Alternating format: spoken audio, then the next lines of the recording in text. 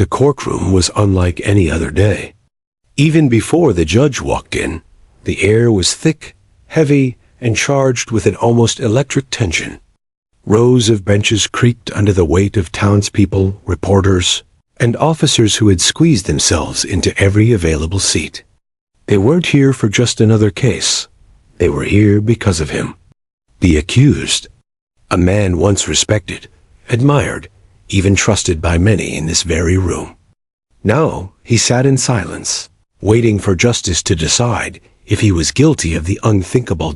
At the very front, in a chair far too large for his small frame, sat a boy no older than 7. His legs barely reached halfway down the witness stand, swinging nervously, his small shoes scuffing the polished wood. His hair was neatly combed, his shirt buttoned stiffly by his mother's trembling hands that morning, but no amount of care could disguise the fear in his wide, dark eyes. Clutched tightly in his hand was not a pen or a notepad, but a stuffed bear, worn at the seams and patched more than once. It wasn't allowed in the courtroom, but today the judge had made an exception. Everyone knew this testimony would be difficult. The boy glanced at his mother in the gallery, sitting just a few feet away, her hands folded tightly in her lap, as if she could squeeze her fear into silence. Tears glistened in her eyes, but she forced a smile each time her son dared to look at her. She wanted him to feel safe, even here, even now, in front of strangers and flashing cameras. But deep down, she feared that the moment her son opened his mouth, their lives would change forever. The defense table was an entirely different picture. The accused sat straight-backed, exuding the kind of confidence that only arrogance could breed. His suit was pressed, his tie perfectly knotted, his polished shoes reflecting the courtroom's overhead lights. A smirk tugged at the corner of his lips, almost mocking the process. Beside him, his legal team shuffled papers, whispering strategies, prepared to dismantle whatever fragile words the child might offer. To them, this boy was nothing more than an unreliable witness, a child too young to understand reality, too impressionable to be trusted. But to the prosecution, he was everything. The prosecutor, a woman known for her unshakable determination, leaned slightly toward the witness stand. She didn't want to tower over him, didn't want to make him feel small. She spoke gently, her voice calm, steady, like a teacher reassuring a student. "Do you remember what happened that night?" she asked softly. The boy froze. His lips parted slightly, but no words came. His small fingers tightened around the stuffed bear until his knuckles whitened. He looked at the floor, then at the ceiling, then toward the door. Anywhere but at the man seated across from him. The silence stretched on. The sound of a pen dropping somewhere in the gallery echoed like a gunshot. Reporters leaned forward, pens poised, cameras waiting for the moment. The judge, an older woman with gray hair, pulled into a tight bun, leaned forward, her sharp gaze softening for just a second. She knew what was at stake. "Take your time," the prosecutor encouraged. But the boy didn't speak. The defense attorney, sensing an opportunity, rose from his chair. "Your Honor, this is absurd. Clearly, the child is too frightened and too fragile to provide any useful testimony. We cannot drag out this circus because of a 7-year-old's hesitation. Sit down," the judge ordered firmly, striking her gavel once. The sound reverberated through the chamber, silencing the restless murmurs of the crowd. The boy's breathing grew faster. He could hear the pounding of his own heartbeat in his ears. The room seemed to blur, faces melting together into a crowd of expectant eyes. He wanted to disappear, to run into his mother's arms, and never let go. Yet deep down, he knew why he was here. He was the only one who had seen what happened. He was the only one who could tell the truth. And then it happened. The heavy courtroom doors creaked open, pulling every eye toward the back. 2 officers stepped inside, and with them came a figure that immediately shifted the atmosphere. A large German shepherd, its dark coat gleaming under the fluorescent lights, padded silently into the room. It wore a vest marked Police K9, its posture disciplined, yet its presence commanding. The boy's head snapped up. His eyes widened, his small body stiffening as if jolted by an invisible current. The stuffed bear slipped slightly from his grasp as his trembling hands lowered. He sat straighter in his seat, his fear momentarily forgotten. The dog walked in calmly, its handler leading it with a steady hand. Unlike the restless crowd, the animal seemed utterly unfazed by the tension. It moved with purpose, with certainty, as though it understood the gravity of the place. Its paws clicked softly against the wooden floor, each step echoing in the silence. The boy leaned forward slightly, his lips parting, but no words came just yet. His gaze locked onto the dog, his eyes shining with something that had been missing until this moment: recognition. The defense attorney scoffed audibly. "Your Honor, what is the meaning of this? A dog? Really? Are we here to put animals on the stand now?" "Order," the judge snapped, raising her hand before striking the gavel again. But even she looked curious, watching the boy's sudden change. The prosecutor glanced at the child, then at the dog, and then back at the child again. A thought flickered across her mind. Could this be the breakthrough they had been waiting for? The boy's lips trembled, his finger slowly lifting. His hand shook as he pointed directly at the police dog, his eyes never leaving it. Every sound in the courtroom vanished. No coughs, no whispers, no shuffling papers. Just silence. Finally, in a voice so soft it barely carried across the room, the boy whispered two words that froze everyone in place. "He knows." The boy's trembling words, "He knows," struck the courtroom like a thunderclap. For a heartbeat, no one moved, no one spoke. The air itself seemed to hold its breath. Then, slowly, murmurs rippled through the gallery, like waves crashing against stone. "What did he say?" Someone whispered from the back row. He pointed at the dog. "What does he mean? The dog knows." The judge slammed her gavel hard, silencing the whispers. "Order in the court. Any further interruptions, and I will have the gallery cleared." Her voice cracked like a whip, restoring a fragile silence. But beneath that silence, tension buzzed like electricity in the air. The boy sat frozen, his finger still outstretched, pointing at the German shepherd seated calmly at his handler's side. The dog did not react to the commotion. Its amber eyes were steady, unblinking, fixed on the accused at the defense table, as though it had been waiting for this very moment. The prosecutor leaned closer to the child, her tone careful, almost coaxing. "Sweetheart, can you tell us what you mean? You said, 'He knows.' Who are you talking about?" The boy swallowed, his throat bobbing visibly. He glanced toward his mother for strength. She gave him a small nod, her lips pressed together, silently urging him forward. "The dog," the boy whispered, his voice fragile but clear enough to echo through the quiet courtroom. "He knows what happened." Gasps erupted again. The defense attorney shot to his feet immediately, his face flushed with irritation. "Your Honor, I must object to this circus. We cannot seriously entertain the testimony of a child, pointing to a dog as evidence. This is outrageous." "Sit down," the judge ordered sharply, though her eyes remained fixed on the boy. The accused, who had been leaning back smugly only moments earlier, now shifted in his chair. His hands tightened on the table before him, his smirk faltering ever so slightly. He tried to mask it by clearing his throat and whispering something to his lawyer, but those closest to him saw the crack in his composure. The prosecutor, refusing to let the moment slip away, spoke again. "Can you tell us why you believe the dog knows?" The boy hesitated. His fingers dug into the worn fur of his stuffed bear, his eyes darting back to the canine. The dog, as if sensing his hesitation, tilted its head slightly, its gaze calm, steady. A faint tremor ran through the boy's shoulders before he finally spoke. Because he was there that night. The words dropped like stones into a still pond. The gallery erupted with shocked whispers again, louder this time. The defense attorney leapt up once more, slamming his hand on the table. This is absurd. Dogs cannot testify.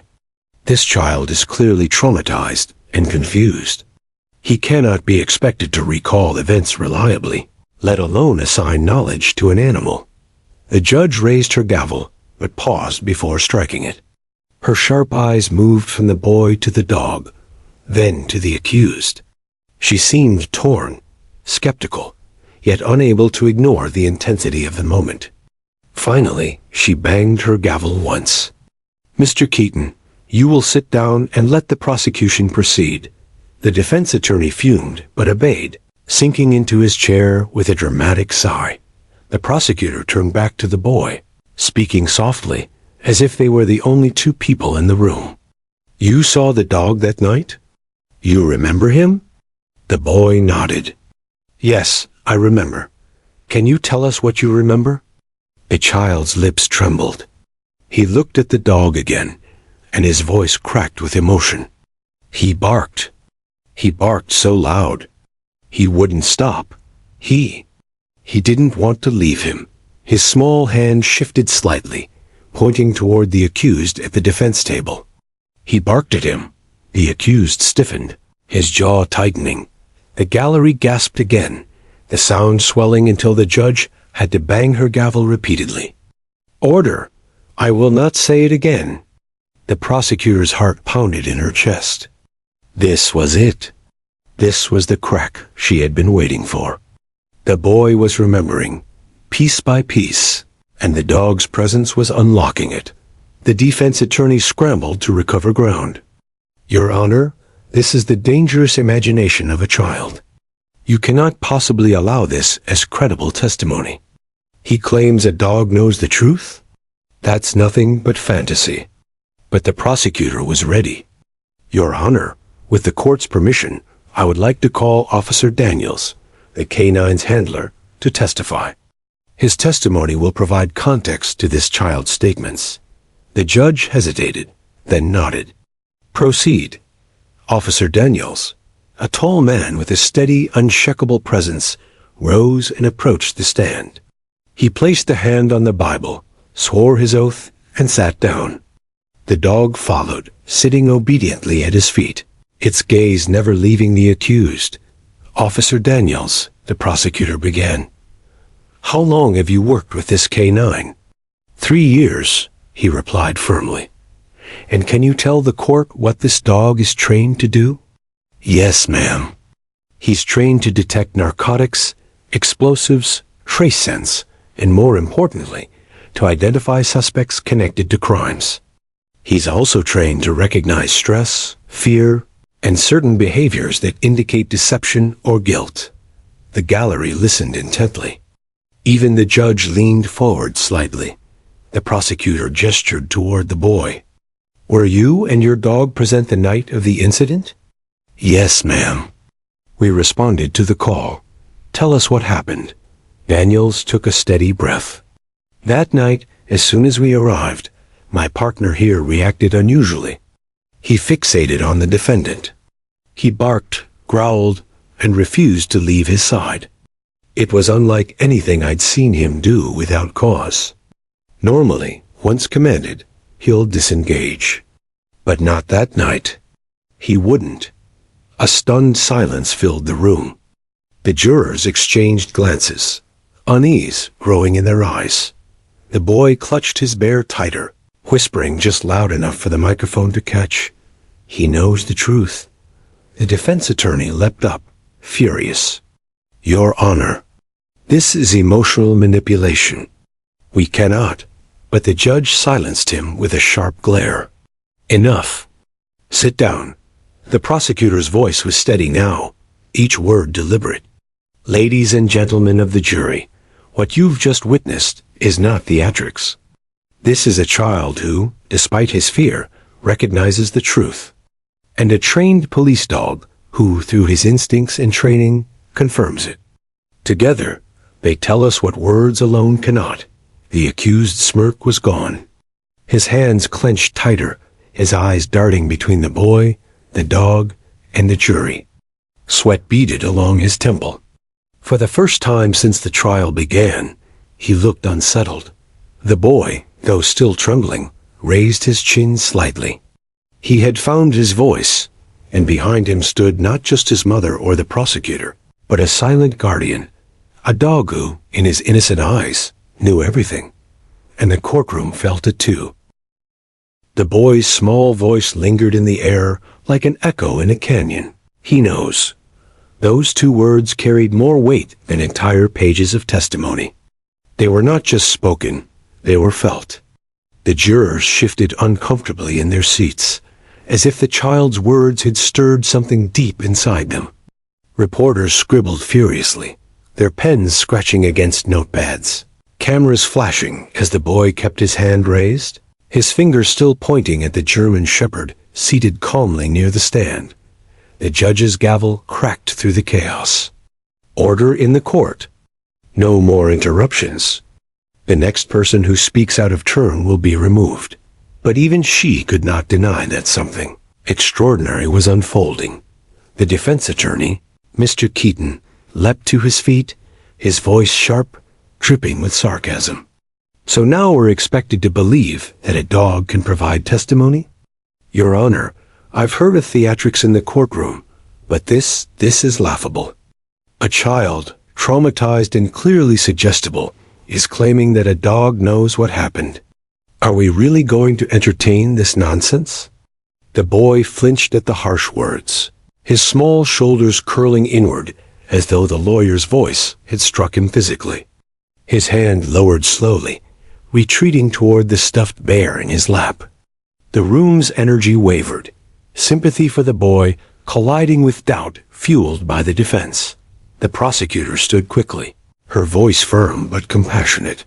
Your Honor, if I may remind the court, this is not about theatrics. This is about truth. And truth often reveals itself in ways we do not expect. The boy's statement may sound unusual, but we cannot dismiss it outright, especially when it aligns with documented behavior from a trained canine officer. The judge held up her hand, silencing both sides. She turned her gaze toward the child. Son, when you say he knows, you mean the dog, correct? The boy nodded silently, his eyes fixed on the German shepherd. And why do you believe that? The judge asked gently. The boy's lips quivered. He opened his mouth, but struggled to form the words. Finally, he whispered, because he saw it too. A ripple of unease swept through the courtroom. The child's innocent phrasing, so simple, yet so profound, unsettled everyone present. The German shepherd, as though responding on cue, adjusted its posture. It sat taller, ears pricking, eyes locked unblinkingly on the defendant. Its handler, Officer Daniels, gave no command. The dog's focus was its own. Keaton, the defense attorney, let out a forced laugh, though his eyes betrayed unease. Oh, this is rich. Ladies and gentlemen, we now have a child who thinks a dog can see crimes and understand guilt. What's next? Shall we ask the dog to take the oath? Maybe he can bark once for guilty, twice for innocent. The gallery chuckled nervously, but the sound quickly died when the boy turned, his voice stronger this time. He knows, he repeated, louder now, conviction in his tone. He knows what happened. He won't forget. The words pierced the air like an arrow. The prosecutor seized the moment. Officer Daniels, she said, turning toward the handler, please remind the court, how reliable is your canine partner? Daniels stood straighter, his voice steady. Ma'am, this dog has been with me on over 100 operations. He has never once given a false signal. His instincts, combined with his training, make him one of the most reliable tools we have in law enforcement. When he alerts, it means something. The jurors leaned forward, listening intently. Some glanced nervously at the defendant, whose jaw had tightened, lips pressed into a thin line. Keaton rose again, desperation creeping into his voice. "Your Honor, this is irrelevant. A dog cannot testify. A dog's instincts are not admissible in a court of law." The judge's gaze hardened. "Mr. Keaton, you've made your objection. It's noted. Sit down." Reluctantly, the defense attorney sank back into his chair, though not without a glare at the boy and the dog. The prosecutor approached the child again, lowering her voice to a soothing tone. "You said the dog knows. Can you tell us what you mean by that?" The boy nodded hesitantly, then glanced at the German shepherd. "At night, he barked and barked. He didn't stop. He was trying to tell everyone. He didn't like him." His small hand pointed again, trembling slightly, toward the defendant. "He barked at him, like he does now." All eyes turned to the dog, and indeed, the German shepherd had not looked away from the accused since entering the courtroom. Its gaze was steady, unwavering, almost accusing. The silence grew oppressive, each second dragging like an eternity. The accused shifted in his seat, tugging at his tie. He tried to appear calm, but a thin sheen of sweat had begun to gather along his forehead. He whispered something harshly to his attorney, who nodded but avoided looking at the jury. The boy hugged his stuffed bear closer, but his voice didn't waver this time. "He knows. Just like I know. He remembers." A chill swept through the room. The prosecutor turned to the jury. "This child, despite his fear, has found the courage to speak. And his testimony aligns with the behavior of a trained police K-9. You've heard from Officer Daniels about this dog's reliability. Ask yourselves, is it really so unbelievable that truth might reveal itself through the instinct of a child? And the instincts of a dog?" The jurors exchanged uneasy glances. Some nodded subtly, others leaned back, wrestling with the weight of what they'd just heard. Keaton slammed his hand on the defense table. "This is emotional manipulation. You're asking the jury to believe in fairy tales.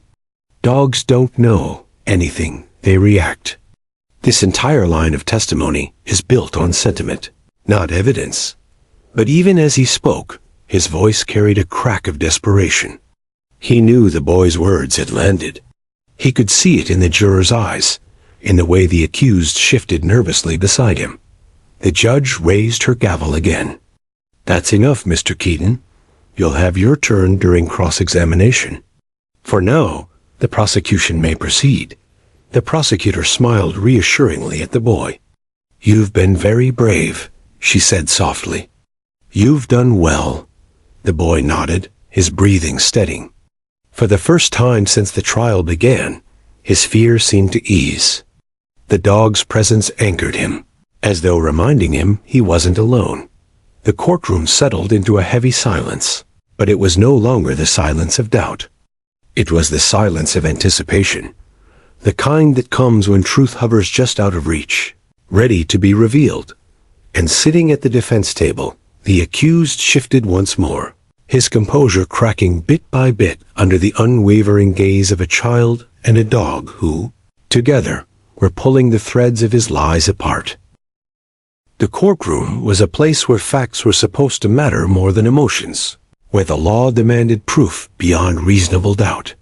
But in that moment, the air felt different. Something intangible, something raw, hung between the little boy on the witness stand and the police dog sitting calmly in the aisle.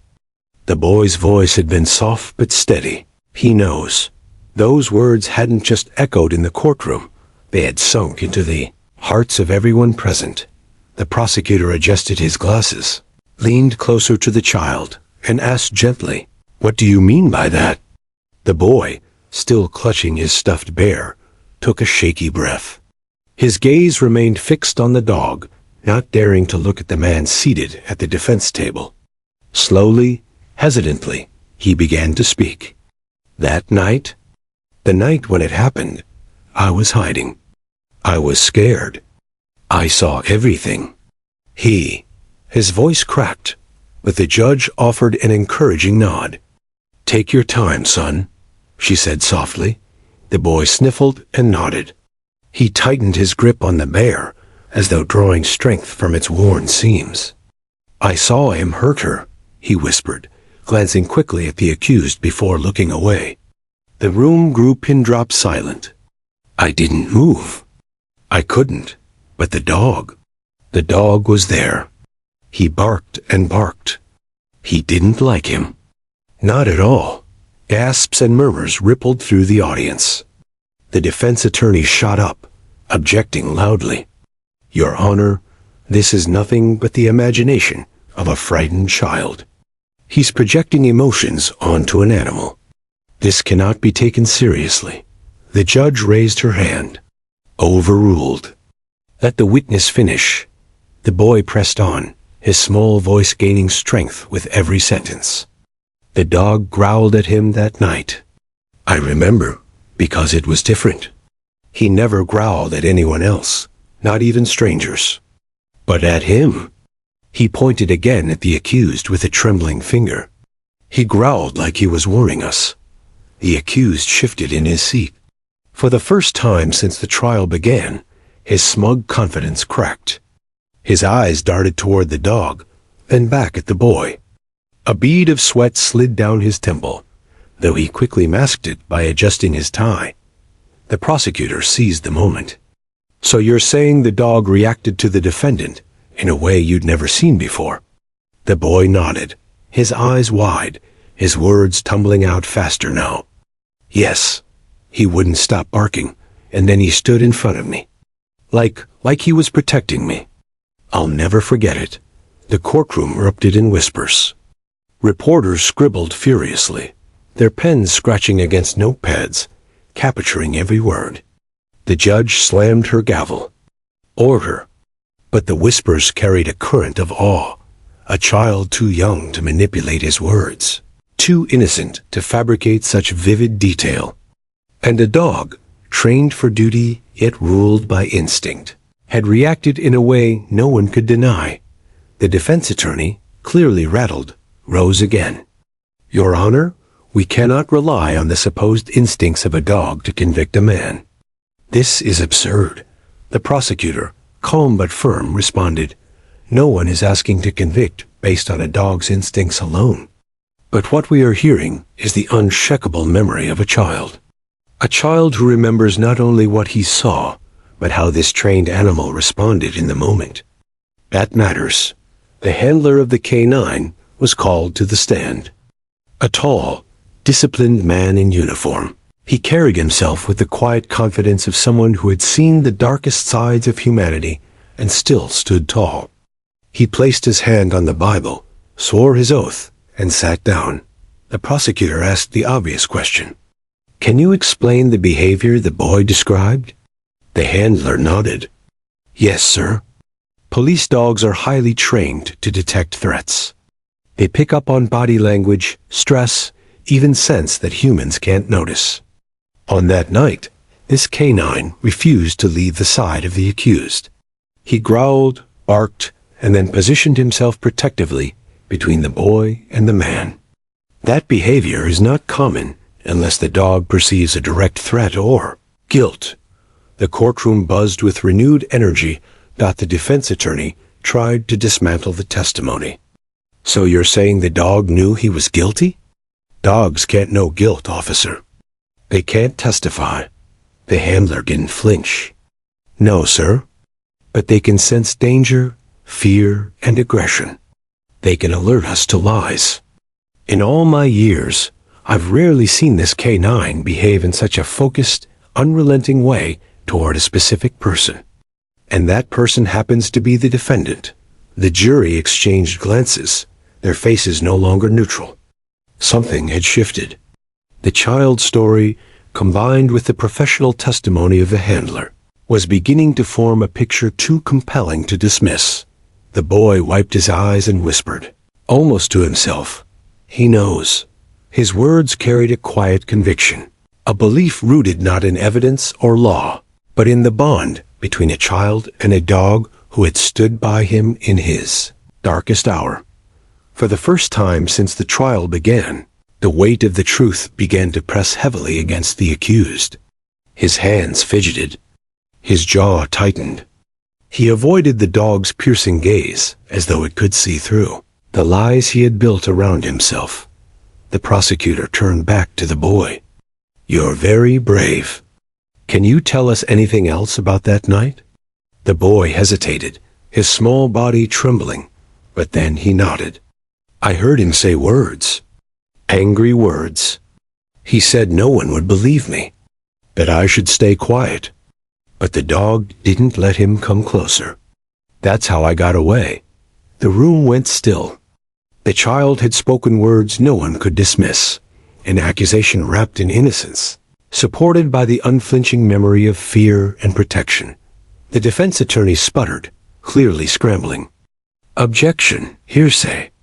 This is unreliable testimony." But the judge's tone was firm.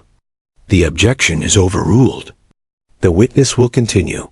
And so, for the next few minutes, the boy recounted fragments of that night, the shouting, the fear, the sight of the canine standing as his shield. His voice shook, but with each detail, the picture became clearer, sharper. It was no longer just a child's fragile memory. It was a story corroborated by instinct, training, and truth that could not be hidden forever. When he finally stopped, exhausted, the courtroom sat in silence. Even the defense attorney didn't move. The judge looked at the boy with rare softness. "You've done well, son." "Very well." The boy glanced at the dog once more, whispered a quiet thank you, and then lowered his head onto his stuffed bear, as if the weight of his testimony had drained the last of his strength. The accused sat frozen, his smirk gone, his face pale. The jurors' eyes were sharp now, filled with suspicion. The tide was turning. The dog, however, remained perfectly still, its steady gaze fixed firmly on the man at the defense table, as though waiting. The courtroom, already heavy with emotion, seemed to tighten as if the walls themselves were drawing closer. The boy's words, "He knows," lingered in the air, carried by a silence so deep it pressed against the chests of everyone present. The jurors shifted uneasily, each of them absorbing not just the child's testimony, but the way the police dog still sat, still watched, still radiated an unshakable truth that words alone could never capture. The defense attorney, however, was not about to let the tide turn without a fight. Rising abruptly, his chair scraping against the wooden floor, he adjusted his suit and straightened his tie. His voice, sharp and commanding, cut through the silence. "Ladies and gentlemen of the jury," he began, gesturing grandly, "what we just witnessed was not evidence. It was theater. Emotional theater designed to sway your hearts rather than your minds. This boy is frightened, confused, and has been influenced by the very people who want you to condemn my client." He paused, letting his words sink in. "And this dog, yes, this dog, may be trained, but it is not a witness. It cannot take an oath. It cannot be cross-examined. Are we truly prepared to convict a man's life based on the barks and growls of an animal?" The defense's words rang with practiced confidence, but they could not erase the image of the trembling child pointing at the dog, or the low growl the jury had heard with their own ears when the canine had been near the accused. Still, doubt was a powerful seed, and the defense attorney knew how to plant it. The prosecutor rose calmly, his face a mask of quiet determination. "Your Honor, may I?" The judge nodded, her eyes narrowing in curiosity. "Members of the jury," the prosecutor began, his tone controlled but filled with purpose. "No one is asking you to convict a man on the testimony of a dog. What we are asking is that you consider the totality of evidence. This child has no reason to lie. His memory is vivid, his fear undeniable. And what corroborates his testimony? The consistent, observable behavior of a highly trained police canine, not imagination. Not coincidence, but instinct honed through years of training, instincts that, in this very courtroom, have repeated themselves in front of your eyes. The jurors exchanged glances again. The defense attorney quickly stood. Objection. Counsel is attempting to anthropomorphize an animal and equate it to forensic evidence. This is manipulation. Overruled, the judge said firmly. The jury will weigh what they've seen and heard. The defense attorney's jaw tightened. He paced before the jury, trying to recover control. Do not be fooled, he warned. This is smoke and mirrors. Dogs can bark at anything. They bark at mailmen, at thunder, at shadows. And frightened children, God bless them, they see monsters in closets. Are we to destroy a man's life because a boy claims a dog growled at him? Where is the hard evidence? Where is the science? He spread his arms wide, his voice booming. This case must be decided on facts, not fairy tales. The room grew still again, the weight of his words settling like dust.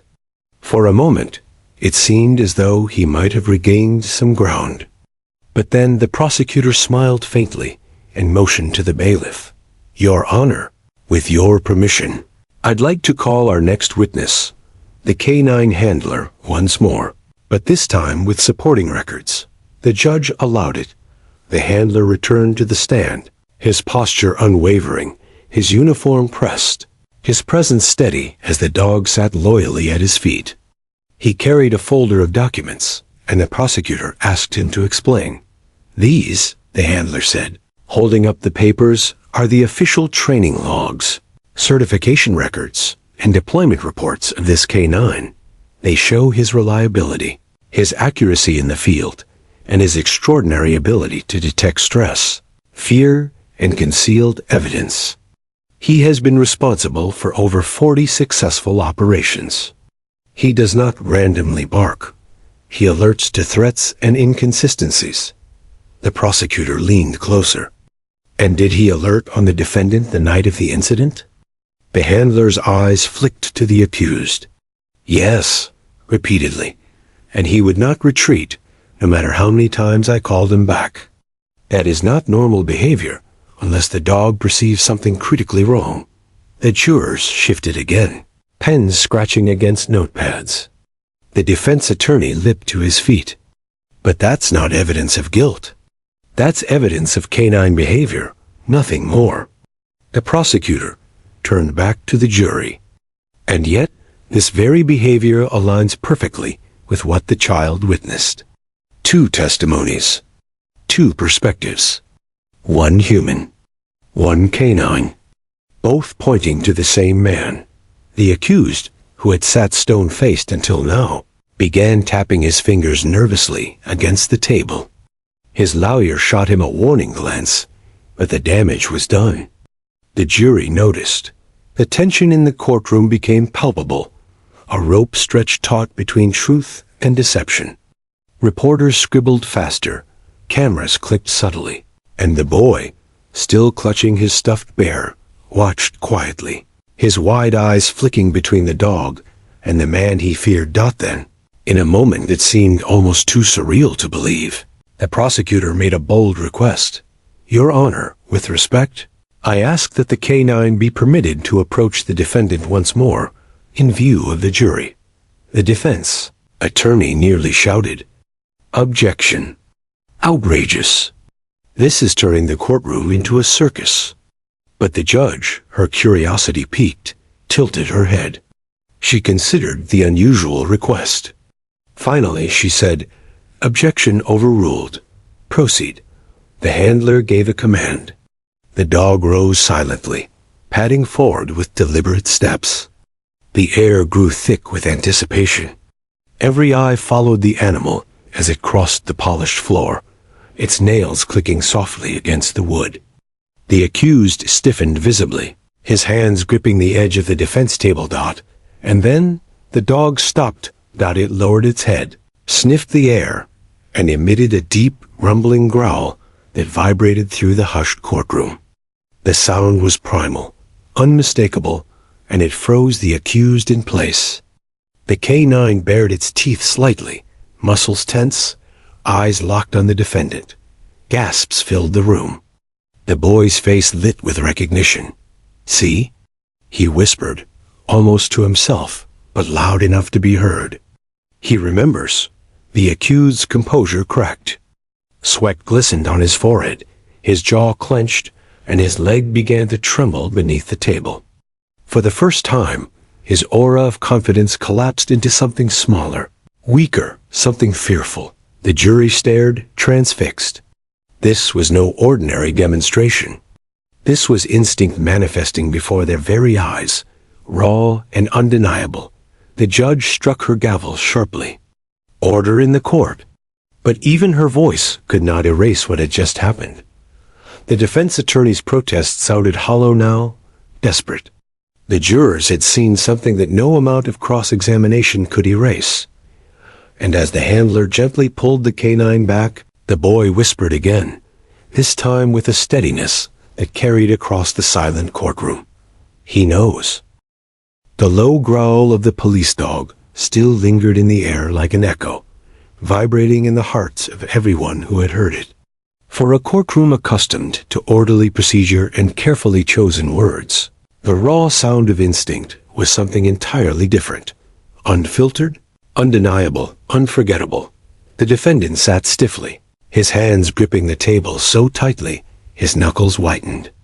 His lips pressed together in a thin line, his jaw set, but no one missed the faint tremor that betrayed him. His lawyer leaned in close, whispering furiously, but the man did not answer. His eyes were fixed on the dog, wide and unblinking, as though the animal's gaze alone pinned him to his chair. The judge rapped her gavel twice, her voice calm but firm. Order. This courtroom will maintain order. The demonstration has been noted. Counsel may continue. The prosecutor, sensing the momentum, rose to his feet. His tone was controlled, deliberate, every word aimed like an arrow.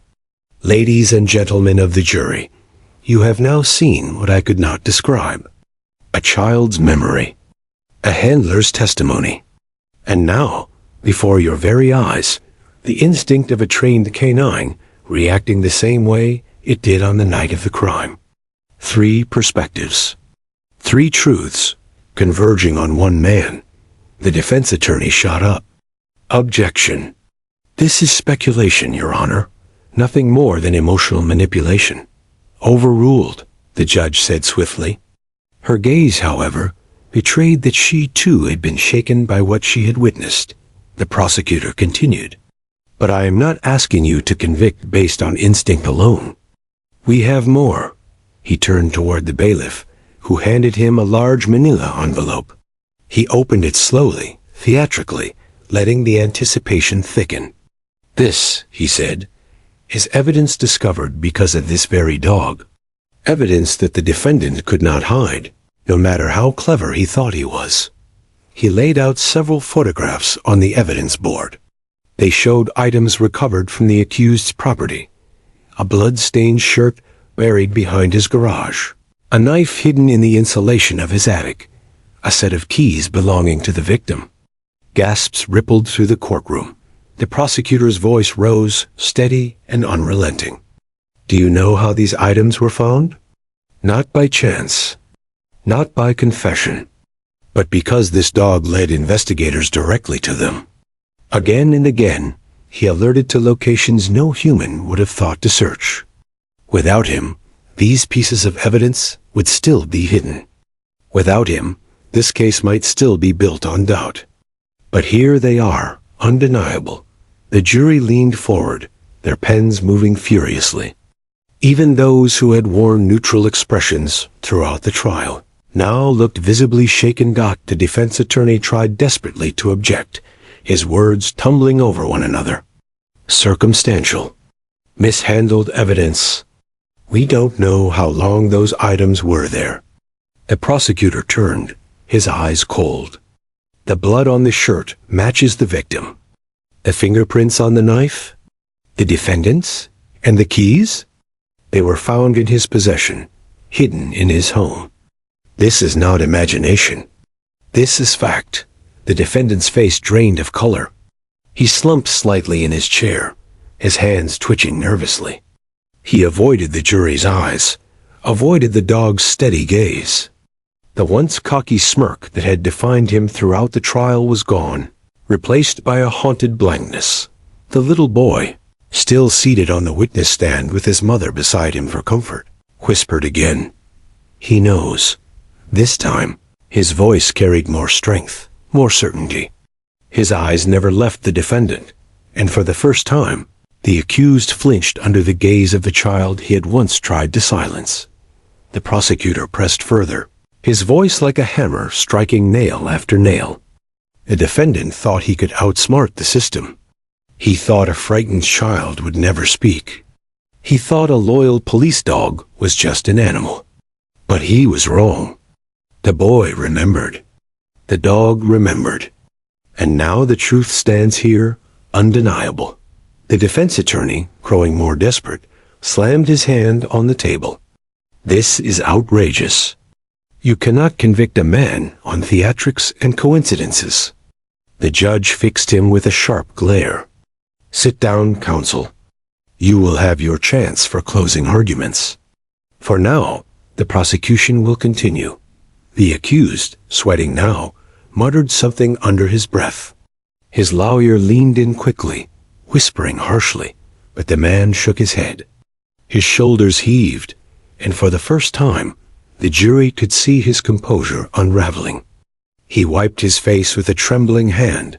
The prosecutor wasn't finished. Your Honor, I request permission to play an audio recording from the night of the crime, captured by a neighbor's security camera. The judge nodded. Granted. A court officer wheeled in a small speaker and pressed play. At first, the sound was muffled. Footsteps, a door slamming, a muffled scream. Then a voice rang out, sharp and angry. Stay quiet. No one will believe you. The boy on the stand gasped, clutching his bear tightly. That's him, he whispered, tears welling in his eyes. That's what he said. The prosecutor turned to the jury. You've heard the child's testimony. You've seen the dog's instincts. You've reviewed the physical evidence. And now, you've heard the defendant's own voice, threatening a child into silence. The pieces fit together. No part of this is imagination. It is truth, and justice demands you see it. The defense attorney rose again, but the judge cut him off.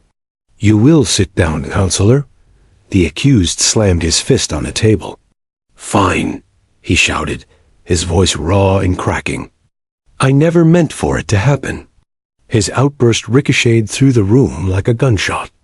Gasps erupted from the jury, the audience, even the court staff. Reporters scribbled frantically, cameras clicking. The prosecutor's eyes narrowed. Ladies and gentlemen, you have just heard a confession. The defendant, realizing what he had said, slumped back in his chair, his face ashen. His lawyer buried his face in his hands. The jury looked stunned, yet resolute.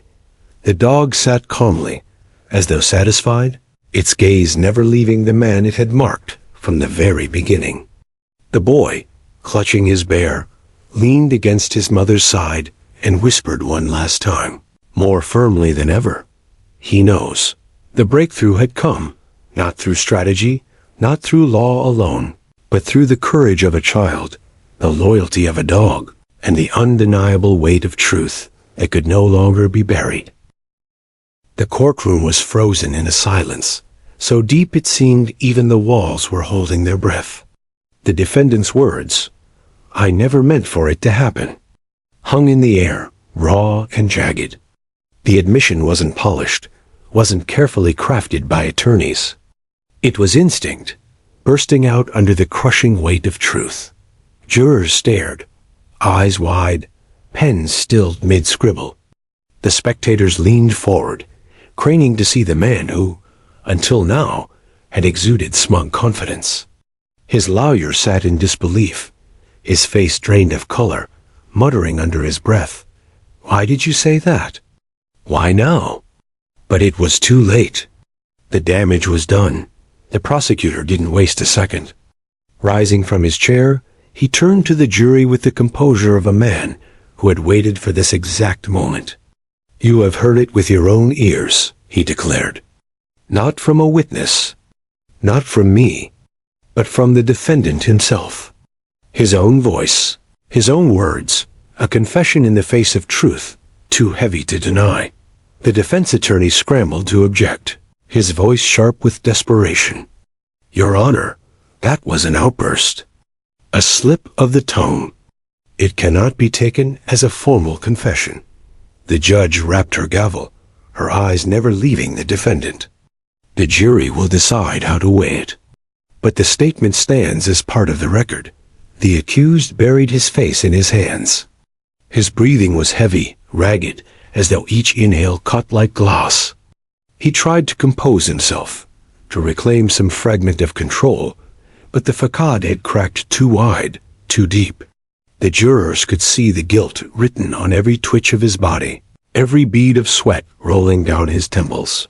The little boy, still seated with his mother nearby, squeezed his stuffed bear tighter. He had watched the man's breakdown with wide, fearful eyes. But now something shifted. For the first time, he saw not a monster looming untouchable, but a man unraveling before everyone. The boy whispered, almost like a mantra, "He knows. He knows." And his voice trembled less with each repetition. The prosecutor approached the stand again, his voice low, steady, deliberate. "Mr. Daniels," he said, using the defendant's name with a weight that carried across the room, "you say you never meant for it to happen. Tell us, what did you mean by that? What happened?" The defendant's lawyer leapt up, panic etched across his face. "Do not answer that. Stay silent." He leaned close to his client, hissing in his ear. "Say nothing. Do you understand?" "Nothing." But the defendant shook his head violently, his composure crumbling.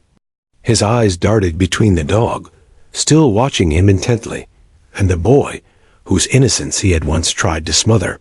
His voice broke. I didn't mean to hurt her. I lost control. She kept threatening to leave, and I snapped. I never thought the kid would see it. I never thought." The room erupted. Gasps, shouts, murmurs. Reporters nearly leapt from their seats as pens scratched feverishly across notepads. Cameras clicked furiously, capturing the defendant's raw unraveling. The prosecutor raised his voice above the din. "There it is. Clear, uncoached, direct. He admits not only to the act, but to silencing the child witness who stood before you with courage today. Members of the jury, this is not doubt. This is truth." The defense attorney nearly collapsed back into his chair, defeated. His client had destroyed every strategy, every carefully laid plan. No cross-examination could erase words spoken so plainly. The judge slammed her gavel until the room quieted again. "Order! I will have order in this courtroom." She turned her gaze sharply toward the defendant. "Mr. Daniels, you have just admitted to the very crime for which you are on trial. Do you understand the gravity of what you've done here?" But the man only slumped lower, mumbling incoherent words into his palms. His body seemed to fold in on itself, the weight of guilt pressing down too heavily to bear. Meanwhile, the canine sat calm and unflinching, as though satisfied that the truth it had sensed from the very beginning had now been laid bare for all to see. The handler, standing nearby, placed a steadying hand on the dog's vest, but the animal's eyes never left the broken figure at the defense table. The boy leaned into his mother's side. She wrapped her arms around him, tears streaming down her cheeks, tears of both relief and sorrow. For months, she had feared that her son's voice would never be strong enough, that the truth would remain buried beneath the lies of a confident predator. But today, that fear was dissolving. Her child had spoken. The dog had stood by him, and justice was finally within reach. The prosecutor allowed the silence to linger for a moment, letting the jury absorb the full weight of what had just happened. Then he said, "Your Honor, at this point, the prosecution rests. The evidence, the testimony, and the defendant's own words have told the story more powerfully than I ever could." The defense attorney attempted to stand again, but the fight had drained from him. His shoulders sagged, his voice cracked. "Your Honor, my client," he faltered, then sank back into his chair, unable to muster another word. The judge called for a short recess to allow the courtroom to regain order. Jurors whispered to one another as they were led out, their faces pale, shaken by the gravity of what they had just witnessed. During the break, the boy's mother bent low and kissed her son's forehead. "You are so brave," she whispered, stroking his hair. "I'm proud of you." The boy looked up, his small face serious. He glanced at the dog, then back at her. "I wasn't alone." He remembered. "He helped me." Tears filled her eyes again, but this time they were different, lighter, freer. She nodded. "Yes, sweetheart. You weren't alone." When court resumed, the atmosphere was different. The energy had shifted, the case transformed from a battle of arguments to a reckoning. The defense barely spoke during closing statements. What was left to say? The prosecution's closing was brief, but devastating, reminding the jury of every piece of evidence, every moment of testimony, and finally, of the defendant's own words. "I never meant for it to happen." The jury listened, stone-faced, absorbing every detail. They had watched the boy's trembling courage. They had seen the dog's unshakable focus. They had heard the defendant's unraveling confession. And they knew deep down that truth had finally broken through. As the judge dismissed the jury to deliberate, the boy laid his head against his mother's arm. Exhaustion washed over him, but for the first time in months, his small body seemed lighter, as if the burden he carried had been lifted. The dog padded forward, resting its head gently in the boy's lap. The child smiled faintly, his fingers threading through the animal's fur. In that moment, no verdict had yet been spoken, but justice already felt inevitable. The accused sat hunched at the defense table, a hollow shell of the man who had walked in so sure of himself. The jury would decide his fate, but in truth, his guilt had already been laid bare for the world to see. The boy's whispered words returned once more, soft but strong, carrying across the silent courtroom. "He knows." And everyone knew, in their hearts, that the boy was right. The courtroom was tense with anticipation as the jury filed back in. Every eye was on them, every breath seemed to hang in midair. The little boy sat clutching his stuffed bear, his mother's hand resting protectively on his shoulder. He glanced at the German shepherd, who sat quietly at the handler's side, eyes fixed on the accused as if guarding the truth itself. The accused sat rigid, hands folded tightly, his face pale. He avoided eye contact with everyone, especially the jury. He had spoken, confessed in fragments, and yet the courtroom awaited the final reckoning. The judge cleared her throat. "Members of the jury, have you reached a verdict?" The foreperson, a middle-aged man with a weathered expression, stood slowly. "Yes, Your Honor, we have." The courtroom held its collective breath. The boy squeezed his mother's hand, feeling the tension radiate from her, yet also feeling a small, budding hope. The foreperson continued, his voice steady. "On the charge of first-degree assault, the jury finds the defendant guilty." The words echoed like a drumbeat in the silent courtroom. The defendant's head fell forward, his body slumping in disbelief. He had walked in with arrogance and certainty, but now every ounce of that confidence had crumbled. A murmur ran through the spectators. Some gasped. Some whispered prayers. Some simply stared, stunned by the gravity of what had just been declared. The judge's voice cut through the whispers, firm and commanding. "The court thanks the jury for their service. Sentencing will be scheduled at a later date." The defendant will remain in custody until then. The accused was led away by officers, his face unreadable, but his body language screamed defeat. He avoided the gaze of the little boy, the jury, the public, anyone who had witnessed the truth. For the first time, the courtroom exhaled as one. The tension that had hung like a dark cloud lifted, replaced by a mix of relief, awe, and quiet triumph. The boy's mother leaned down, embracing her son tightly. "You did it," she whispered, tears streaming down her face. "You were so brave." The boy hugged her back, feeling the weight of months of fear and uncertainty begin to lift. "We did it," he corrected softly, looking at the dog. "He helped me."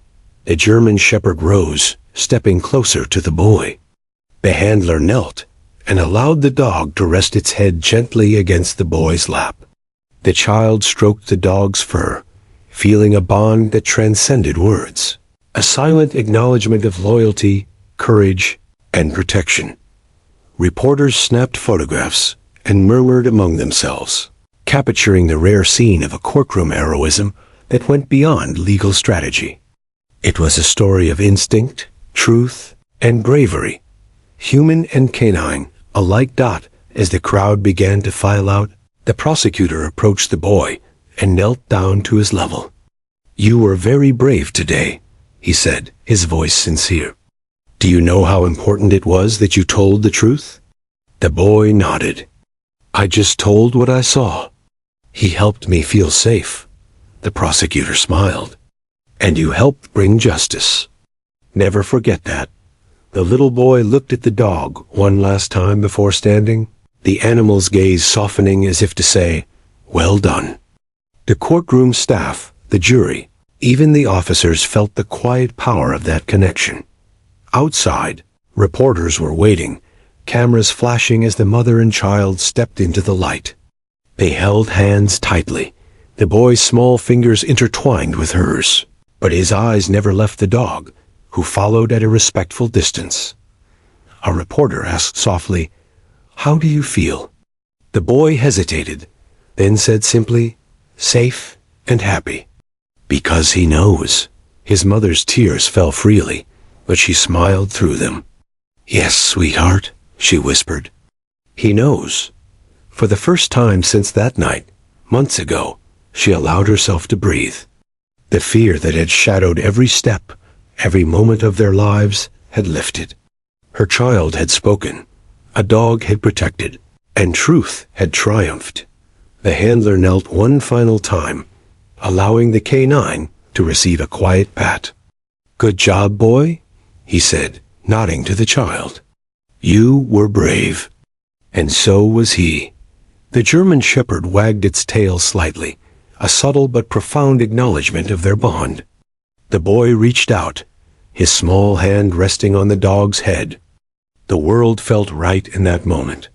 Justice had been served, and loyalty had been honored.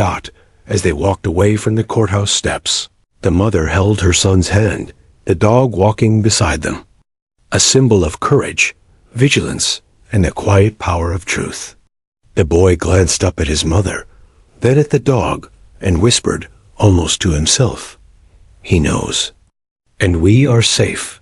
The mother squeezed his hand, glancing at the dog who had changed the course of their lives. "Yes, my love. Yes, we are safe." And in that moment, a bond was cemented. A boy, his mother, and a canine who had not just obeyed commands, but had remembered, protected, and helped uncover the truth. A story that would be told again and again, not just of a crime and its resolution, but of courage, instinct, and the extraordinary ways justice can sometimes find its champions. The courthouse receded behind them as they walked into the sunlight. The little boy, no longer just a witness but a hero, held tightly to the hand of his mother, and to the reminder that sometimes, even in the darkest times, the world will reveal truth in ways that cannot be denied. And somewhere behind them, the dog walked silently, a guardian who had done its duty.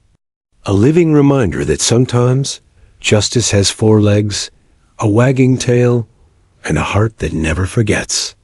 The end.